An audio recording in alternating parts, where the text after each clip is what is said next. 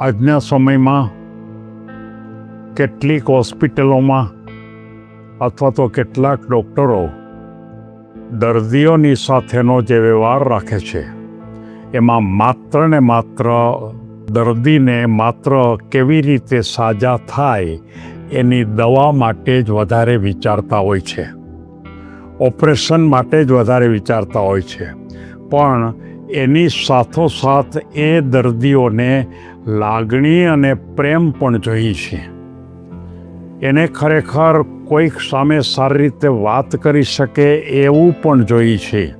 પણ આજે આ બાબતની ખોટ દેખાતી હોય હોસ્પિટલમાં અથવા તો વ્યક્તિગત કોઈ ડૉક્ટરો પોતાનું કામ કરતા હોય એમાં ઘણી વખત આ પ્રકારની ખોટ દેખાતી હોય. એને દિશા બતાવવા માટે મારે એક વાર્તા લેવી છે. આજની વાર્તા દર્દીને માત્ર દવા જ નહીં પણ લાગણી અને પ્રેમની પણ જરૂર છે.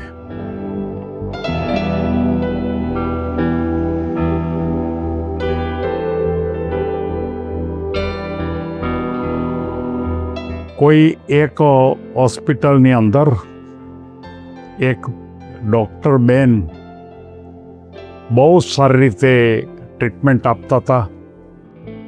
ખૂબ સારી દવા પણ આપે, બધાના રોગના નિદાન પણ સારી રીતે કરે અને ખરેખર એક જે યોગ્ય સમયે એને પોતાને સારવાર પણ સારી મળી શકે.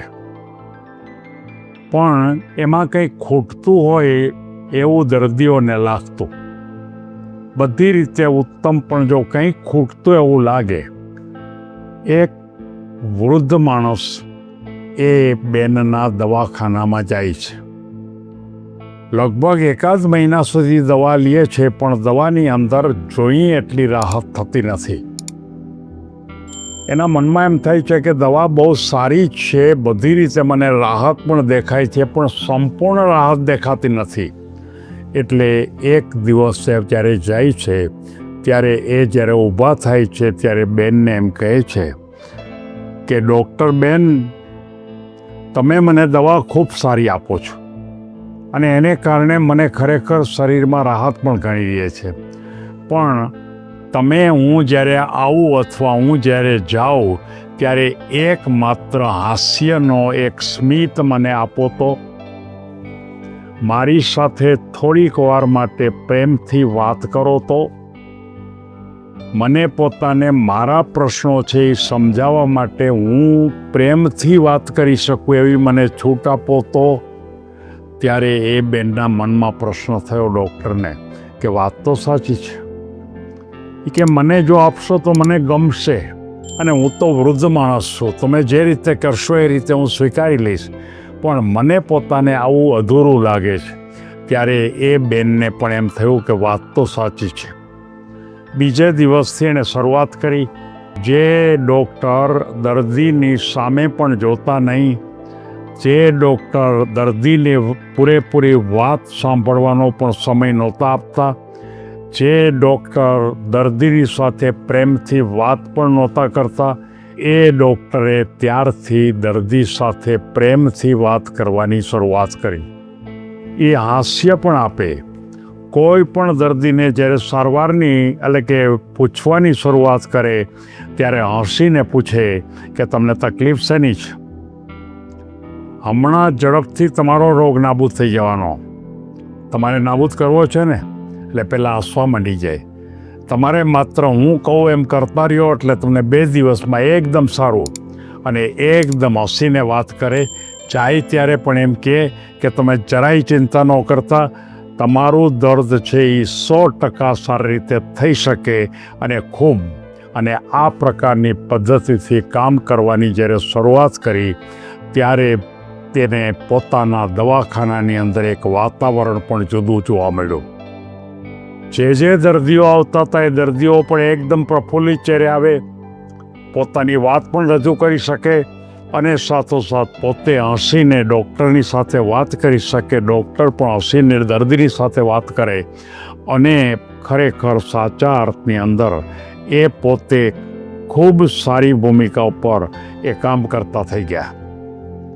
ત્યાર પછી એ ડૉક્ટરને ખબર પડી કે ખરેખર હું જે દવા આપતી અથવા તો હું જે ટ્રીટમેન્ટ કરતી હતી એની જે અસર થતી હતી એના કરતાં મારો જે વ્યવહાર છે, મારું જે ખરેખર એમની સાથેનો જે વર્તન છે, હું એક સ્મિત જ્યારે કરું છું ત્યારે દર્દી કેટલા આનંદમાં આવી જાય છે.